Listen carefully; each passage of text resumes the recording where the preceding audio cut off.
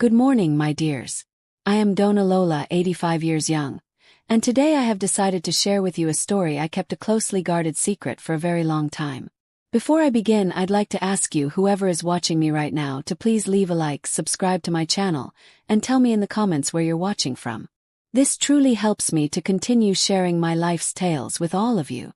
I never imagined that one day I would be here, exposing my deepest mistakes to people I don't even know. But life has taught me that our stories, even the most shameful ones, can serve as a warning to others. Today, I will be 100% transparent with you about a part of my life that I am not proud of in the slightest. This story does not paint me as a good person, but I firmly believe that sharing my errors might prevent others from making them. The year was 1960. I was just 20 years old when I left my small hometown in the interior of Minas Gerais. I was born and raised in Pedra Azul, a place so tiny that everyone knew everyone else's business. My parents were simple, hard-working people. My father worked the land, and my mother took care of the house and their 7 children. I was the third oldest, and from a young age, I helped out with everything I could. Life was tough, but it was honest. Back in those days, a respectable young woman didn't leave her parents' home alone unless it was to get married. But I was always different from my sisters. I dreamed of a life beyond those mountains. I wanted to see different places, to have my own independence. When I turned 20, I finally convinced my parents to let me go to São Paulo to work as a shop assistant in a fabric store owned by a cousin of a neighbor. It was the first time I had ever traveled by bus alone. I remember it as if it were yesterday, sitting by the window, my heart racing, half scared, half thrilled. I left behind my family, my childhood friends, and also Marcelo, my first sweetheart. We had been together for almost 2 years, but I wanted more from life than to just get married and have children right away. Marcelo didn't understand my decision to leave. Our last meeting was a sad farewell, with him swearing he would wait for me. São Paulo frightened me at first. So many people, so many cars, so many buildings. I, who had never seen a structure with more than 2 stories, felt minuscule in that gigantic city. I lived in a small room at the back of the house of an elderly lady, Dona Cida, who rented out rooms to girls from the countryside. I worked 6 days a week at the Brilho textile fabric store in the Brás neighborhood. The salary was small, but it was enough for me to get by and even send some money back to my mother. It was at the store that I met Gilberto. He was a traveling salesman, selling imported fabrics to stores in São Paulo and neighboring cities. Tall, with dark hair and an easy smile, Gilberto would appear at the store once a month. He always treated me with kindness, bringing me new fabric samples to see before he showed them to the manager. Gradually, our conversations became longer, more personal. During one of his visits, Gilberto invited me for coffee after my shift. I accepted, even though I knew Dona Cida wouldn't approve. Proper young ladies didn't go out alone with men, but there was something about Gilberto that made me feel I could trust him. Over coffee, he told me about his travels, the cities he had seen, and how he dreamed of one day having his own business. I talked about my town, my family, and my dreams of independence. We began to meet whenever he was in São Paulo. 3 months later, to my complete surprise, Gilberto proposed to me. Lola, I know we haven't known each other long, but I'm certain you are the woman for me. Will you marry me? I was speechless.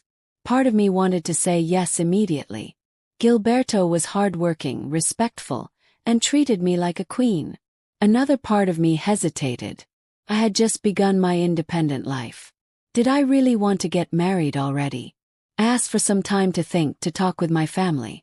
I wrote to my mother telling her about Gilberto. Her response was clear. My daughter, a good hard-working man is not found every day. If he respects you and you care for him, don't let this opportunity pass you by. 2 weeks later, when Gilberto returned to São Paulo, I gave him my answer. We were married in a simple ceremony at the small church near Dona Cida's house. None of my relatives could make the trip. It was too expensive. On Gilberto's side, only his older brother and his wife attended. Our start to life together was modest. We rented a small apartment in Belém, a working-class neighborhood. Gilberto continued his work travels, spending 2 to 3 weeks on the road every month. Kept my job at the store. The first few months of marriage were happy. Gilberto was a good husband, affectionate, attentive. He never once raised his voice at me. When he was home, we made plans for the future. We talked about having children, about buying our own house one day. But soon a routine set in. Gilberto's trips seemed to grow longer and longer.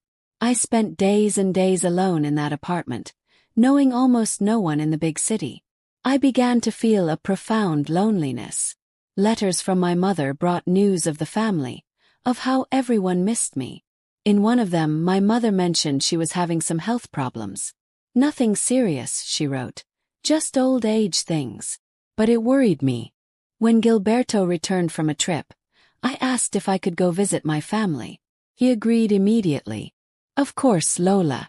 Go stay with your mother for a few days. Family comes first. And so, almost a year after leaving Pedra Azul, I returned home. The small town seemed even smaller than I remembered. My mother, thinner and with more white hair, cried when she saw me. My younger siblings barely recognized me. For 2 days, I was the main attraction at home.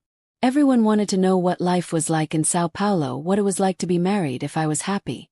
On the 3rd day, I decided to take a walk through the town, to revisit the places of my childhood. It was in the central square, sitting on the same bench where we used to court, that I met Marcelo again. He was thinner, his face more serious than I remembered. When he saw me, he stood still, as if he'd seen a ghost. Lola, is it really you? His voice trembled slightly. It's me, Marcelo. How have you been? What should have been a brief meeting of 2 old acquaintances turned into a long conversation. Marcelo told me he was still working at his father's woodworking shop, which he had expanded. He talked about the town, the people we knew, the changes that had happened since I'd left. He didn't mention a new girlfriend, and I noticed he wasn't wearing a wedding band. When he asked about my life in São Paulo, I hesitated for a reason I still don't fully understand to this day. I didn't tell him I was married. I said only that I worked as a shop assistant, that I lived alone, that life was hard but I was managing. Perhaps it was the way he looked at me, as if I were still the same Lola from before, as if no time had passed at all. Perhaps it was the loneliness I had been feeling in São Paulo. Perhaps it was simply a weakness of character. That afternoon, we walked through the town just as we had years before. Every corner held a memory. Marcelo told me he had never forgotten me, that he still kept the blue hair ribbon I had given him before I left. As the sun began to set, I reluctantly said I needed to get back home. Marcelo asked if he could see me again before I returned to São Paulo. I agreed without thinking of the consequences. We met 2 more times before my visit ended. On the last night, under the starry sky of the Minas Gerais countryside, Marcelo held my hands and said he still loved me, that he had never stopped loving me. Come back to me, Lola. I know life here isn't like in the big city, but I can make you happy. And there, in that moment, I committed the first of many mistakes. Instead of being honest, instead of saying I was married and couldn't return his feelings, I let him kiss me. It was like traveling back in time, as if I had never left, as if Gilberto didn't exist. When I returned to São Paulo, I carried with me not only memories of my family, but also a silent promise to return to Pedra Azul soon. For weeks, I tried to ignore what had happened. I tried to be a good wife to Gilberto, but letters from Marcelo began to arrive. Passionate, full of plans and hopes. And I answered them. God forgive me, I answered them. I said I missed him too, that I thought of him, that I would return as soon as I could. Meanwhile, when Gilberto was home, I pretended everything was fine, that I was the same Lola as always. 2 months later, my mother's health worsened. I used this as an excuse to return to Pedra Azul. Gilberto, always understanding, not only agreed but insisted I stay as long as necessary. Family comes first, Lola. Stay with your mother until she's better. I'll send money for you.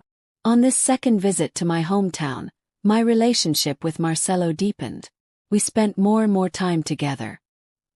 He took me to see the work he was doing at the woodshop, the furniture he crafted with such care.